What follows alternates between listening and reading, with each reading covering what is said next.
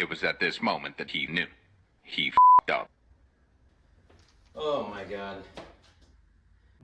What's going on, everybody? As you can see, we're starting on another RB25. Snuggles, my main drift car, S13 hatch, is an RB25. It's an S2, and this is an S1 RB25 that I got sitting here. S1, S2 are basically the same thing, a couple different like sensors and stuff like that. But my plan for this engine is to rebuild it and have it as a backup engine for Snuggles. Hopefully, knock on wood, I don't blow that engine up for a few more years. That'd be pretty cool. I can keep beating the shit out of it. But I want to build this and have it on the side in case something ever does happen. I can just go ahead and like pull that one out and put a new one in. But yeah, so a little background on this engine is like last year I bought a high cast S13 hatch. I think I paid $3 for it, and like 2 days later I sold it for like 18 or 1900 bucks. And so that was majority of the money back. And then I took the intake manifold off this. It was a genuine Greddy, which in my opinion, there's not much difference between like the genuine Greddys and the new like Freddies. They're all kind of similar. So I went ahead and sold that on eBay for $800, and that's almost all the money that we needed for this to be free. I just sold a bunch of other stuff that came with that 240. There was a bunch of interior pieces, and I sold a couple of little things off of this. So I actually made more money having this engine here than what we have into all of it. So overall, this engine is completely free for me. So something else that's pretty cool about this is I had the previous owner, not the guy that sold me it, the guy that actually like drove it. He messaged me and was asking me about the engine. Like he's wondering if I had it in another car or anything yet. And he had it basically running and driving, and then pulled the engine running and sold it to go a different route. And then he said this engine still runs. The guy that I bought it from never actually put it in the car. So hopefully it's still a running engine. That'd be kind of cool. That means the pistons and rods wouldn't be like very damaged. And I might be able to take those out and actually sell them and make some even more money back. Yeah, so we took a lot of the accessories off. We got like an alternator, and there's a bad starter here. We tested that. A bunch of the intake lines and like the engine mounts, the oil cooler, like stuff like that. All that got taken off, and I'm gonna go ahead and start taking off the rest of it. This thermostat is like hard stuck in here, so I gotta figure out how to get that out. I'm gonna take the coils off. I'll take the covers off and like the crank pulley and the water pump and all this and all timing stuff, and then we should be pretty much good to go ahead and start like taking the head off, and hopefully everything looks good. We're gonna go ahead and get some of these coil packs off. Should be pretty quick.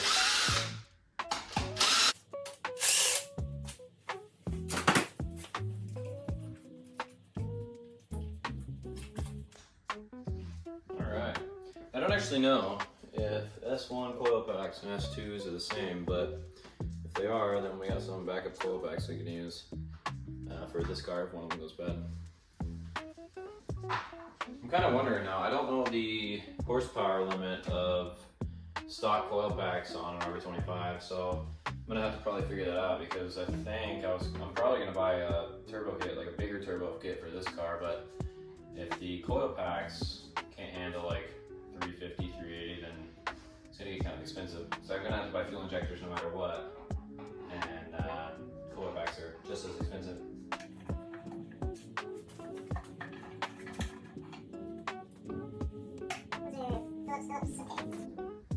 So we need to get the crank pulley off. So I don't remember what size socket that is, but I'm gonna turn on the old air compressor, grab out my air impact, and we'll rip this thing out of here, and then I'll get out the pulleys and pop the crank collar off.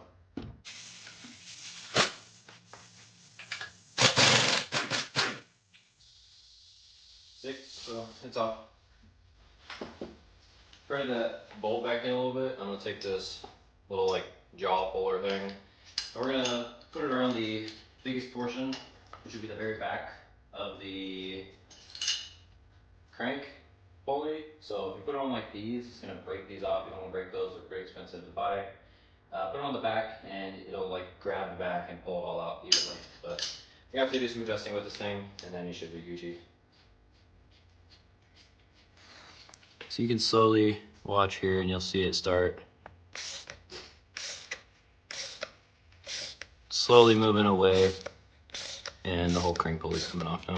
So I'll just keep doing this till it's ready to come out, and then you can take that big bolt out and pull it all out.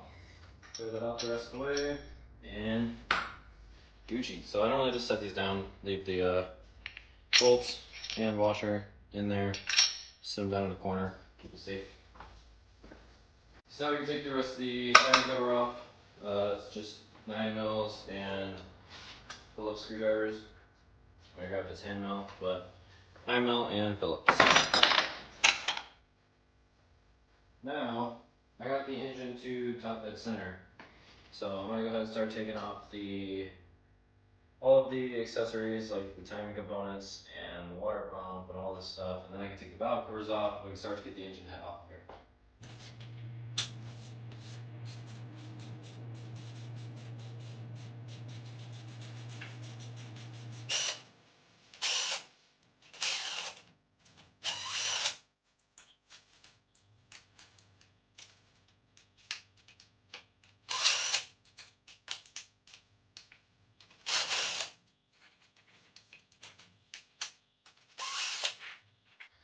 I don't know if you can really see that. It's not a deal.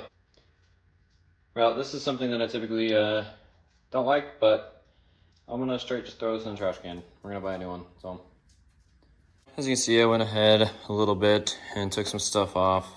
I'm gonna pop these 4 bolts off, pull this like cover off, and then I'll probably flip the motor on its side, take all the oil pan bolts out, and then pop the oil pan out. So that way I pop these bolts out already, that way I can pop the oil pump off.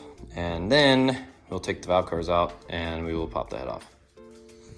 Well, something I wanted to look at is, if you see these cam gears back here, I have one in my hand.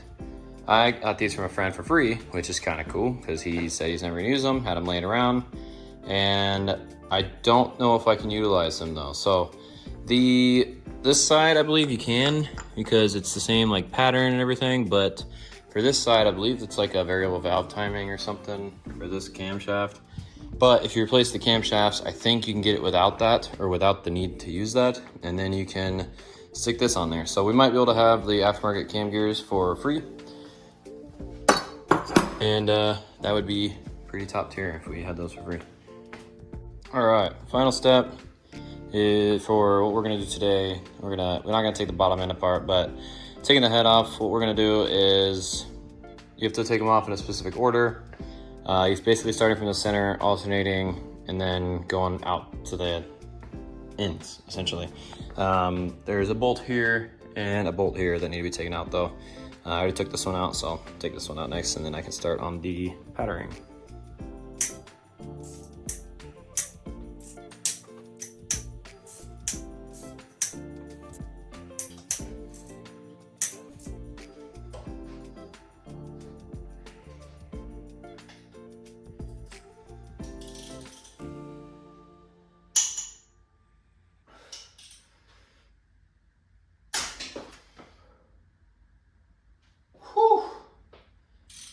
Oh, that just freaked me out. Oh my God. Look. This was a cheapo power tool, power torque adapter, and it snapped inside of the extension. I can only fit a 3/8 one of these like hex bits in there, so I have to do like a 1/2-inch adapter, and the adapter snapped. So I thought I straight snapped this bolt into the head. That freaked me out.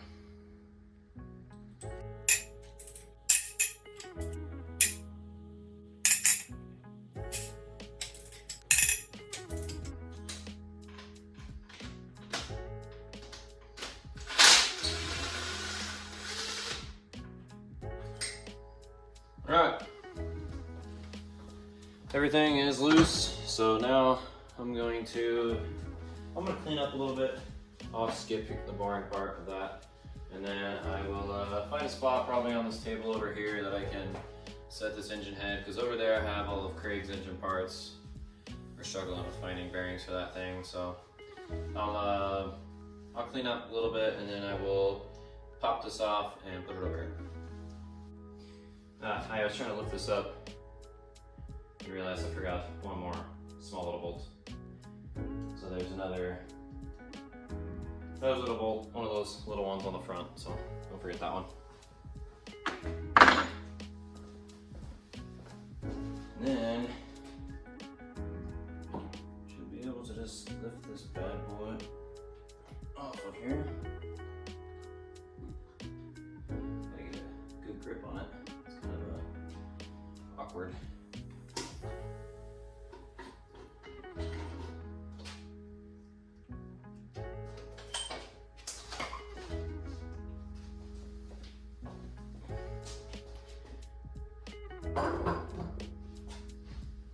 Just quick looks. Head gasket, obviously I bent the shit out of it, but doesn't look like awful.